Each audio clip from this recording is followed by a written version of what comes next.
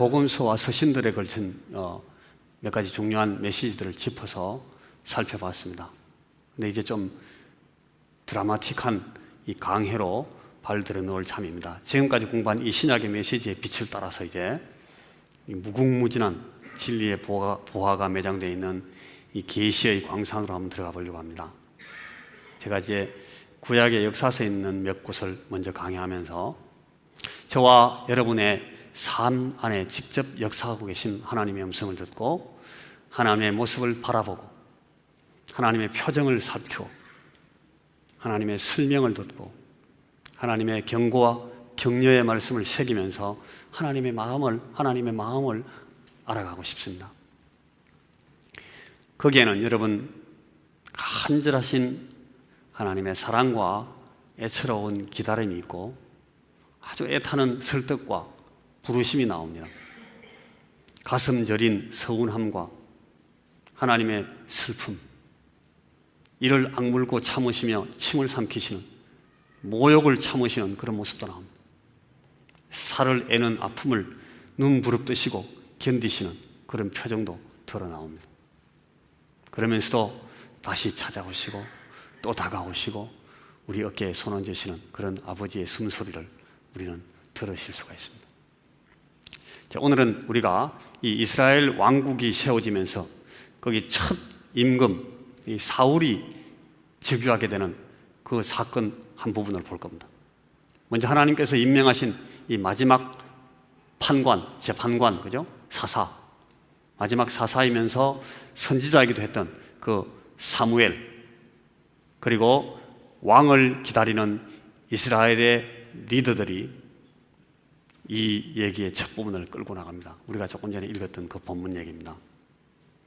그 사무엘상 우리가 8장 4절부터 읽었는데 그 8장 1절은 이렇게 시작되고 있습니다. 사무엘이 나이가 많아지자 두 아들들을 판관, 그러니까 이 사사로 임명하여 이스라엘을 다스리게 하였습니다. 그런데 이 사무엘의 이 두 아들들이 아버지의 길을 따르지 않고 자기 이속만 차려서 뇌물을 받고 판결을 굽게 하는 등의 부정을 저지릅니다. 그러자 이스라엘 장로들이 다 모여가지고 라마라는 곳에 있는 이 사무엘을 찾아가서 그 탄원서를 제출하는 겁니다. 건의를 합니다. 당신은 늙으셨고 이 아들님들은 당신의 길을 따라 일하지 않습니다. 그래서 저희들이 모여서 이런 협의를 했습니다. 저희들에게도 다른 주변 여러 나라들처럼 왕을 세워주셔서 우리를 다스리게 해주십시오. 이 얘기를 듣고 사무엘이 마음이 아주 언짢아졌습니다. 그래서 하나님께 기도했습니다. 하나님, 이 아들이 저한테 와서 왕을 세워달래요. 그러니까 이 사무엘에게 하나님께서 말씀하십니다. 백성들이 하는 말을 그대로 들어줘라. 그들은 너를 배척하는 것이 아니라 나를 왕으로 모시기 싫어서 나를 배척하는 것이다. 이야기가 아주 좀 심각하게 틀어져 버렸습니다. 여러분, 이 얘기를 쭉 들어보시니까 이 이스라엘 백성들이 왜 왕을 원했는지 금방 이해할 수 있을 겁니다. 이 사람들의 결정이 다 옳았다고 동의하는 것은 아닙니다만 저는 어떤 관점으로 볼 때 이 충분히 이해할 수 있는 측면이 있는 얘기입니다. 그런데 문제는 여기 드러나 있는 인간적인 이유들 배후에 하나님께서 이 상황을 관장하고 계시다는 데 있습니다. 오늘 이 얘기에서 우리는 매우 중요한 성경의 원리 하나, 성경의 진리 한 가지, 우리 개인과 인류의 역사를 진행하는 원리 하나를 다루게 됩니다. 이 소위 하나님의 절대 주권, 이 하나님의 다스림이라는 것과 동시에 인간에게 요구되는 책임이라는 겁니다. 이 두 가지가 있습니다. 하나님의 절대 주권과 인간의 책임. 역사 안에서 우리는 때때로 이 양면을 충분히 조화시켜서 설명하지 못하고 잘 이해할 수가 없을 그런 경우들에 봉착할 때가 있습니다. 그러나 하나님은 그때도 여전히 하나님 자신의 오르심과 하나님 자신의 신실하심에 대해서 우리가 믿을 수 있도록 자꾸 우리에게 설명하십니다. 가르쳐 주십니다. 오늘 이 본문에서 우리가 이 얘기를 조금 볼 겁니다. 우리에게 왕이 없습니다. 이 왕이 없어서 우리 사는 꼴이 맨날 이 모양입니다. 왕이 없다 보니 우리 스스로 아무것도 통제하지도 못하고 이렇게 무질서하고 우리가 후진 상황을 면치 못하고 있다고요. 이 사람들이 그렇게 막 사무엘에 가서 막 탄원하는 거예요. 이걸 첫 번째 부분에서는 인간적인 이유들을 먼저 볼 수 있습니다. 이 하나의 문제에 대해서 대체로 이 본문이 보니까 세 가지 국면을 이렇게 드러내고 있습니다. 우선 여러분, 이 사무엘의 리더십이 세워지기 바로 전에 이스라엘의 상황에 대한 기록에서 우리가 이런 구절을 읽습니다. 사사기 17장에 가면 사사기 17장 6절과 21장 25절 같은 곳이 아주 똑같이 이렇게 써놨습니다. 그때에는 이스라엘에 왕이 없어서 사람마다 제 멋대로 하던 시대였다. 그렇게 써놨어요. 사사기의 시대가 그러니까 사람들이 다 제 멋대로 하는 시대다. 이렇게 규정을 해놨어요. 오늘 이 사건과 연관시켜서 이 문제를 내부적인 문제로 먼저 드러내는 시각을 봐야 됩니다. 이 사사기의 기록을 살펴보면 이 당시 이스라엘이 사실은 이 하나의 나라로 보기는 좀 어려운 아주 엉성한 공동체 혹은 이 지파 연합체로 조직되어 있었습니다. 각 지파들이 이제 다 뭉쳐가지고 하나의 국가 체제를 갖출 그런 율령과 어떤 일치된 가치나 정의, 그런 목적을 갖추고 있었어요. 충분한 이 나라가 될 수 있는 여건과 이유를 다 갖추고 있었는데 나라가 되질 않고 있었습니다. 이렇게 엉성하게 되어 있다 보니까 무슨 외환이 발생할 때마다 부랴부랴 막 모여들어가지고 연합과 연맹을 결성하고 그때마다 임시적인 질서와 편성을 만들어낼 필요가 생겨났습니다. 그리고 막 전쟁에 나가서 싸우고, 그러니까 성공적으로 전쟁을 이기거나 이렇게 전쟁을 끝내고 나면 반드시 거기에 이 임시적인 연맹의 후유증이 나타납니다. 소위 권력 투쟁이 생기는 겁니다. 이 사람들이 한번 뭉쳐서 싸우고 나면 꼭 그 뒤에 싸움 후에 권력 투쟁이 생깁니다. 어느 한 지파가 꼭 다른 지파보다 더 많은 파워와 더 많은 권위를 획득하려고 일어서는 겁니다. 그리고 나서 그것 때문에 또 막 어려움을 당하고 혼란에 막 혼쭐을 당하고 나면 이 거족적인 낭패를 당하고 나서 이 이스라엘 지도자들 그리고 이 연맹체 리더들이 다 모여서 또 모여가지고 막 회개하고 나서 나중에 이런 결론에 도달합니다. 아, 이거 안 돼. 우리에게는 결국 왕이 있어야 된다고, 왕이. 이거 없이는 맨날 이 모양이야. 이 꼴을 면할 수가 없어. 그게 이 사사기 끝에 나오는 얘기들이. 어떤 사건이 있고 나면 꼭 왕이 없어서 이렇게 됐다. 왕이 없어서 이렇게 됐다. 근데 여러분, 거기에 그 성경을 자세히 보면 그 행간에 꼭 마지막하게 이런 소리가 계속되고 있습니다. 우리 마음에서 이 에코를 울려내는 그 구절들이 그 행간에 나오는데, 너희에게 왕이 계시지 않느냐? 하나님이 왕이시다. 왜 너희는 왕에게 복종하고 왕에게 굴복하고 왕의 다스림을 받지 않으려고 하느냐? 그분을 따르고 그분의 다스림에 순종했더라면 이번에도 그 환난과 고통이 너희들에게 오히려 연합과 일치와 번영의 기회가 됐을까 하느냐? 근데 왜 그 왕에게 순종하지 않고 왕이 없다고 하느냐? 그게 사사기에 계속 나오는 얘기예요.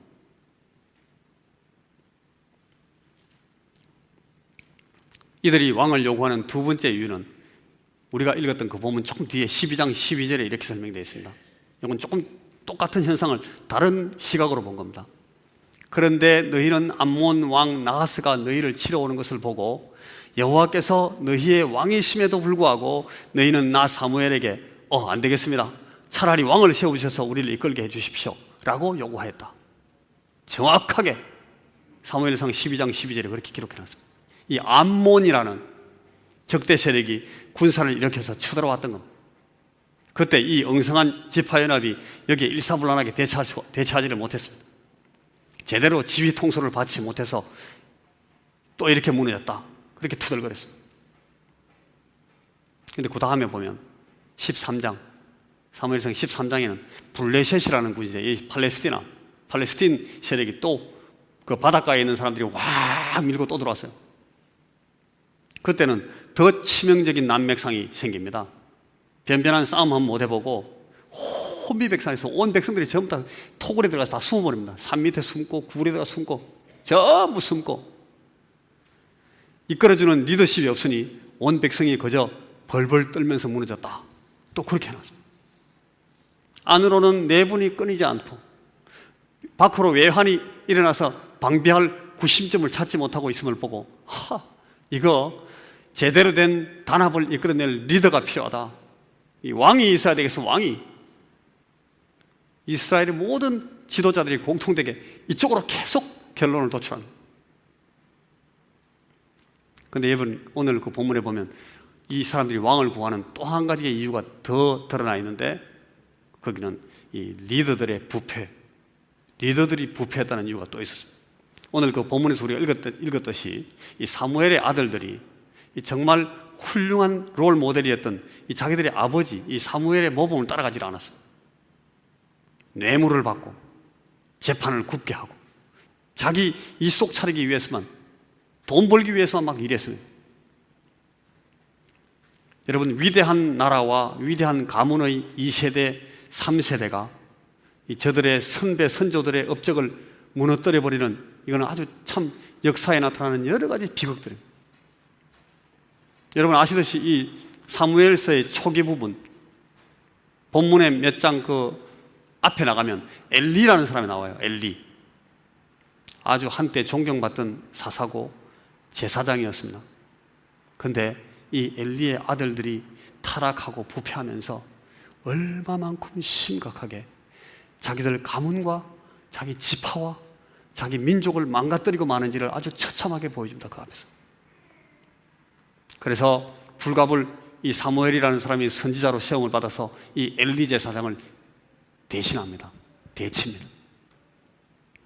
근데 딱 한 세대가 지나가고 나서 이 사무엘의 가문조차 똑같은 이유로 또 이 직분을 박탈당하게 되는 겁니다. 무엇이 이유였는지 정확히 알 수는 없습니다.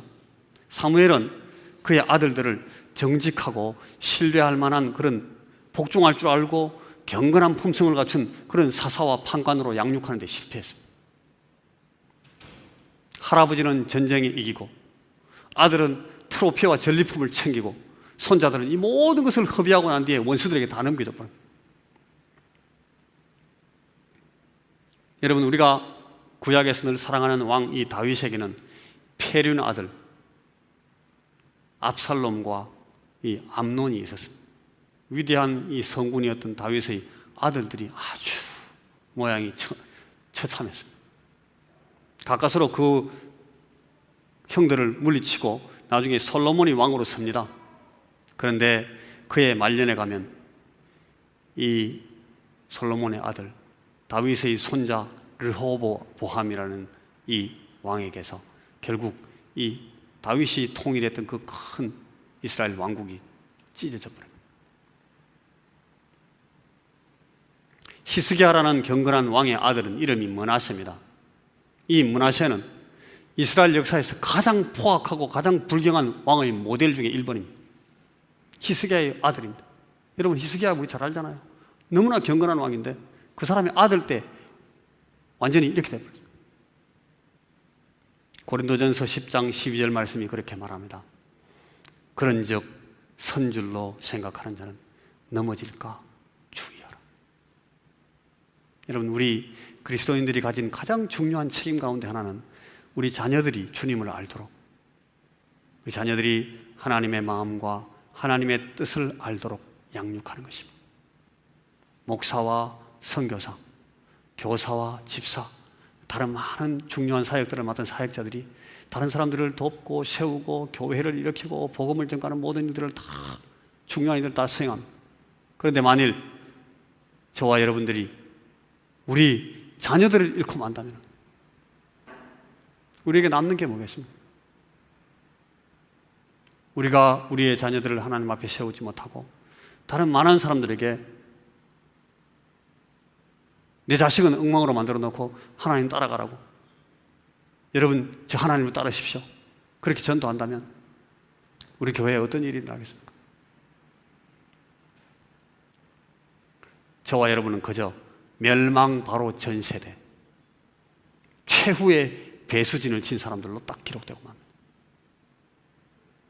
여러분, 우리 이 머나먼 이구기까지 나와서 우리는 우리 다음 세대를 좀 제대로 좀 더 나은 상황으로 세워주고 가르치고 그들의 장래를 열어주기를 소원합니다.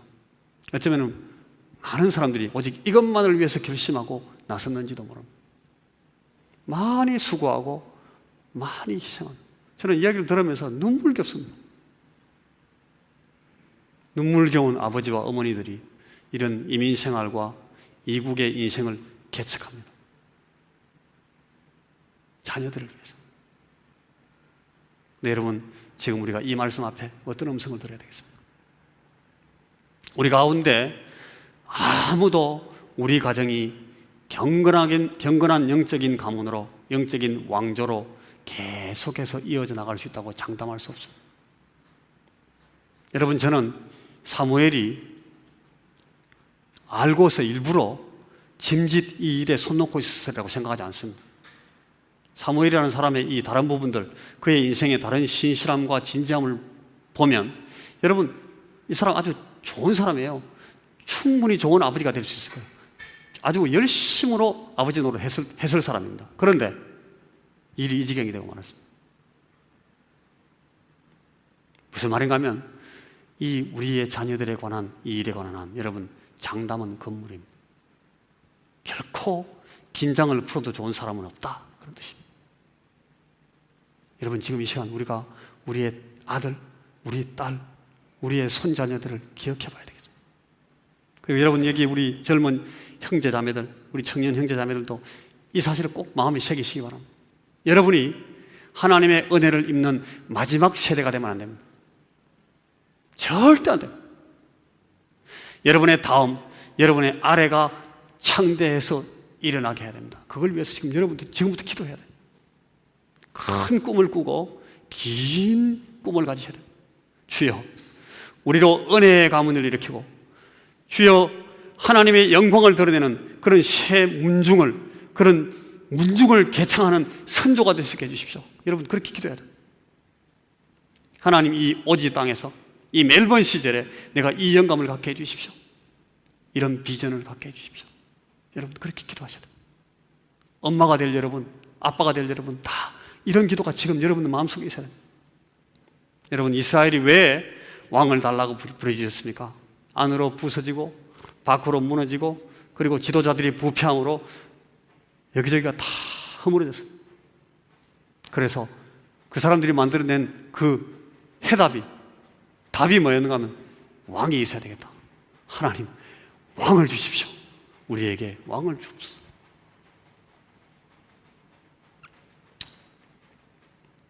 그런데 여러분, 여기 이 얘기를 읽다가 보면 이 하나님이 바라보셨던 원인이 다른 데에 있습니다. 두 번째, 이 얘기 두 번째입니다. 하나님이 바라보셨던 원인들. 하나님께서는 이미 이스라엘에게 왕을 주시고자 마음을 정하고 계셨습니다. 사실 마음과 중심을 보시는 이 하나님은 항상 진정한 동기를 알고 계십니다. 그걸 읽으십니다. 이들이 왕을 구하는 진정한 동기, 근본적인 동기는 사실은 단적으로 말해서 이스라엘의 영적인 부패와 타락이었습니다. 근본적인 이유. 이 백성들은 이미 여러 세대를 두려움과 불신으로 살아가고 있었습니다. 정치 지도자인 사사들을 믿지 않았어요. 제사장들과 선지자들조차 신뢰하지 않았습니다. 그래서 그들은 결국 나중에 하나님까지도 불신하게 됐습니다. 저들은 오히려 주변 이방 나라들로 눈을 돌렸습니다. 다른 이방 열방들을 벤치마킹했습니다. 세상의 왕국들을 케이스 스타디했습니다. 거기서 해답을 찾고자 했습니다. 다른 나라들이 전쟁하러 올 때 보니까 왕들이 앞장서가지고 백마를 타고 휘황찬란한 이 말 위에 올라앉아가지고 기상과 광희로 하늘을 찌르면서 무시무시하게 나오거든요. 그걸 보고는 와, 저렇게 해야 되나 보다.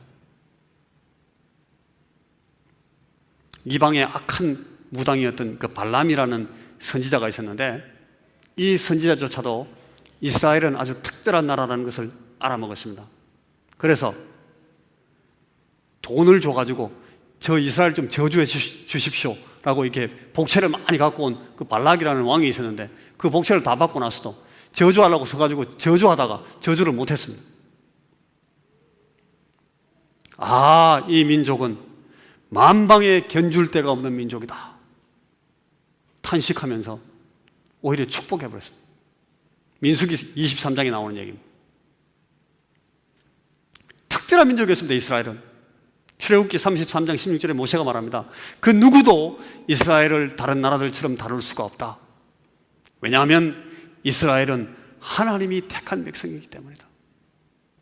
이 이스라엘 백성들에게 하나님께서 그렇게 말씀하셨어요. 자기들에게 그렇게 설명해 주고, 처음에 이 사람들이 그런 디그니티를 갖고 있었어요. 이 이스라엘 백성들의 특이성은 타민족과 같지 않다라는 것뿐 아니라 반드시 구별되고 달라야 된다라는 정체성을 늘 요구받고 살았던 사람입니다. 하나님은 늘 저들에게 나는 너의 하나님이 되고 너희는 내 백성이 된다. 내가 너희를 만방에 이렇게 세워서 너희로 나의 백성임을 만천하로 알게 하겠다. 여러분, 오늘 종말에 저와 여러분에게 우리 하나님께서 하시는 바로 그 말씀입니다. 내가 너의 하나님이 되고 너는 내 백성이 된다. 내가 너를 만방에 세워 너로 나의 백성임을 천하로 알게 하겠다. 하나님이 저와 여러분에게 늘 매일매일 everyday 말씀하시는 말씀. 그런데 이 이스라엘 장로들이 하는 말 들어보십시오. 우리에게도 왕을 주십시오. 왕이 없어서 우리 맨날 이 꼴입니다. 하나님이 사무엘에게 말씀하십니다. 백성들이 하는 말을 그대로 들어줘라. 그들이 너를 배척하는 것이 아니라 나를 왕으로 모시기 싫어서 나를 배척하는 것이다. 여러분, 이 이스라엘의 지도자들은 믿음으로 살아가는 것이 아니고 보이는 것으로 살았던 겁니다.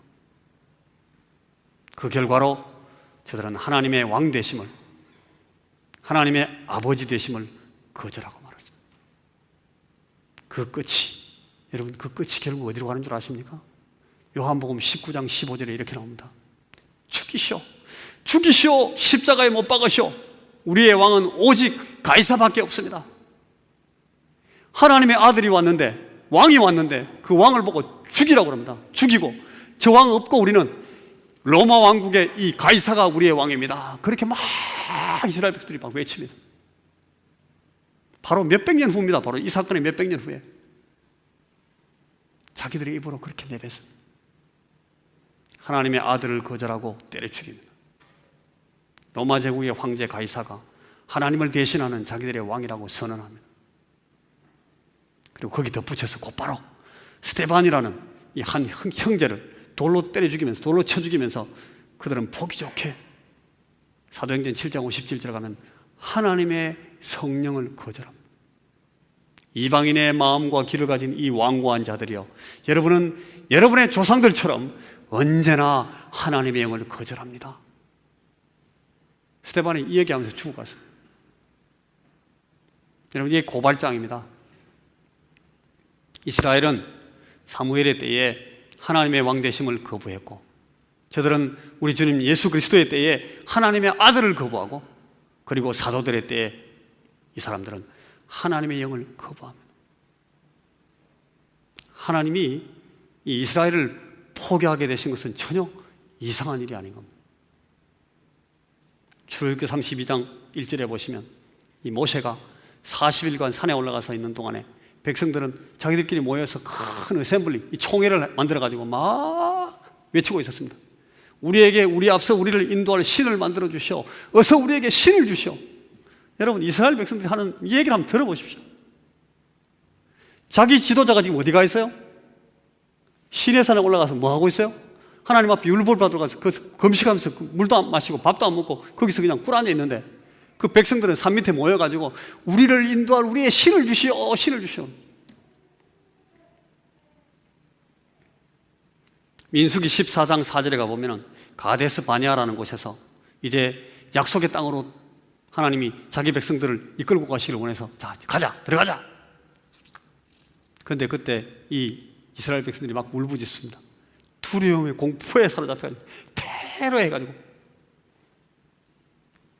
우리에게 지도자 하나를 뽑아 세우고 우리는 이집트로 돌아가자, 애굽으로 돌아가자. 여러분, 이 이스라엘은 전능하신 하나님을 저들의 왕과 보호자로 모시고 있었지만 오히려 저들은 대리인을 구하고 있었습니다. 여러분, 어떻게 이런 일이 있을 수 있습니까? 근데 여러분, 그게 오늘 우리의 삶 가운데서 일어나고 있다는 그런 의미로 이 말씀이 우리에게 주어진 겁니다. 한 개인이든 한 민족이든 하나의 나라든 다 마찬가지입니다. 이게 바로 영적인 타락의 결정적인 증거다. 성경은 그렇게 말하는 겁니다. 하나님을 신뢰하지 않습니다. 하나님을 의뢰하지 않습니다.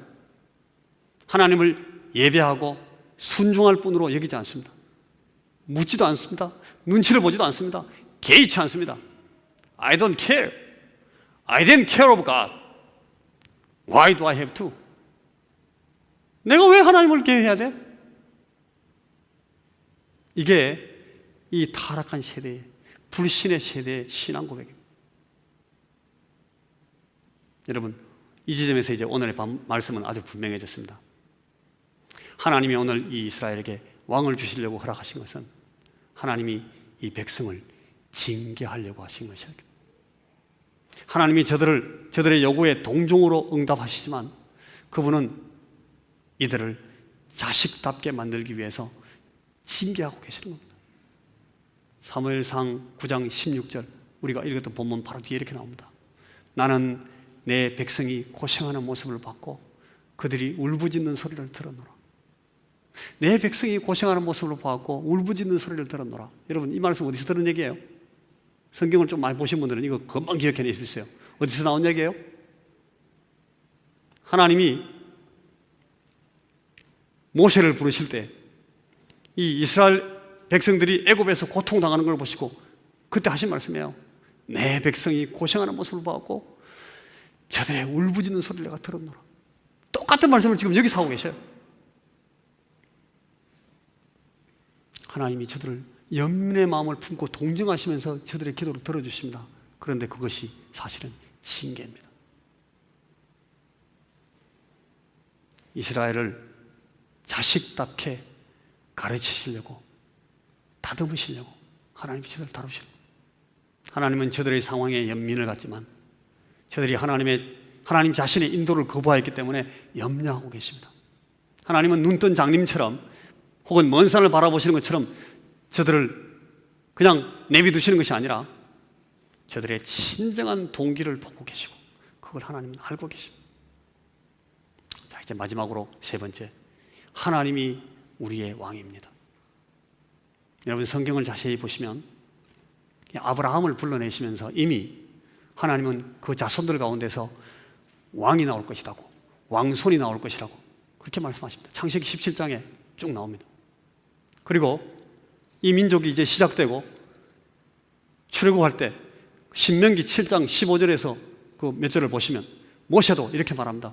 너희가 너희 하나님 여호와께서 주시는 땅에 들어가 자리를 잡으면 주변에 있는 모든 나라들처럼 왕을 세우려는 생각을 갖게 될 것이다. 그때 너희는 반드시 너희 하나님 여호와께서 선택하시는 그 사람을 왕으로 세워라. 너희 동족 가운데서 왕을 세워야 되지 결코 이방의 외국인을 왕으로 끌고 오면 안 된다. 그런 말을 경고하는 게 신명기에 나와요. 이미 하나님은 이 이스라엘 사람들이 왕을 요구할 것을 알고 있었고 하나님은 그들에게 왕의 제도를 주실 것을 작정하고 계셨어요.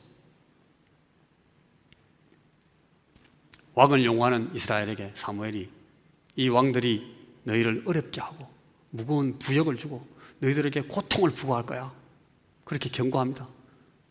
그래서 이 사람들은 계속 왕을 주세요, 왕 주세요, 우리에게 왕이 필요합니다. Give us a king. 하나님은 이들을 훈계하고 징계하기 위해서 이 왕의 제도를 쓰시는 겁니다. 여러분, 오늘 이 말씀이 우리에게 가르쳐 주시는 것은 무엇입니까? 하나님으로 오늘 저와 여러분 우리의 삶에서 하나님으로 우리 왕이 되시게 하라, 이겁니다. 우리의 삶의 모든 현장에, 우리의 실제에 정말 하나님이 결정하시게, 하나님이 결정하시게, 하나님께서 문을 여시고 하나님께서 허락하시고 하나님께서 보장하시도록 내드리라는 것. 오늘 여러분에게 가장 심각하고 가장 결정적인 과제가 뭡니까? 여러분의 삶에 주어진 가장 중요한 결정의 문제, 선택의 문제, 여러분이 갖고 있는 그 임무의 그 중요한 문제가 뭡니까? 그걸 놓고 하나님 앞에 이렇게 해주십시오, 이렇게 해주십시오, 그렇게 먼저 말씀하시면 안 됩니다. 그분이 우리에게 말씀하시도록 묻고 기다리고 들어야 됩니다. 그런 태도를 갖는 것이 하나님을 왕으로 모시는 겁니다. 우리가 묻고 우리가 듣고 우리가 순종하지 못했다면, 그동안 그렇게 하지 못했다면 이걸 하나님 앞에 고백해야 됩니다. 하나님, 제가 하나님을 왕으로 모시지 못하고 하나님을 그 알라딘의 램프에 나오는 그 거인처럼 내가 막 부리려고 했습니다. 고백하셔야 됩니다. 그리고 하나님께서 은혜 주실 것을 기대하고 의뢰하셔야 됩니다. 이것을 하나님에 대한 신뢰라고 합니다. 이것을 하나님에 대한 믿음이라고 합니다. 이것을 여러분 신앙이라고 합니다. 우리는 설사 그분이 말씀하시지 않으신다 하더라도 그분은 우리를 다스리시고 우리를 룰하십니다. 우리의 삶과 환경을 그분은 통치하십니다. 오버룰하십니다. 우리의 삶 속에서 하나님의 뜻과 하나님의 계획을 계속 성취해 나가신다는 것을 우리는 믿습니다. 만일 우리가 삶과 지금 우리가 시도하고 있는 어떤 특정 사항이 정말 무엇인지를 충분히 유의하지 못하고 그걸 우리 마음대로 막 핸들하려고 하면 여러분, 하나님은 그것을 우리를 훈계하고 우리를 징계해서 우리를 하나님 자신의 자식다운 자식으로 만드시는데 그 일을 쓰실지도 모릅니다. 그리고 만일 우리가 오늘 하나님이 우리의 왕이 되시도록 그분에게 내드리신다면 하나님은 나의 필요를 아시고 그것을 나를 위해 반드시 마련해 주신다는 사실을 여러분 믿으셔야 됩니다. 하나님은 그런 왕이시고 하나님은 그런 아버지시고 하나님은 그런 우리의 주님이십니다. 너희는 먼저 그의 나라와 그의 의를 구하라. 그리하면 이 모든 것을 너희에게 더하시리라. 하나님은 지금 우리에게 그렇게 약속하십니다.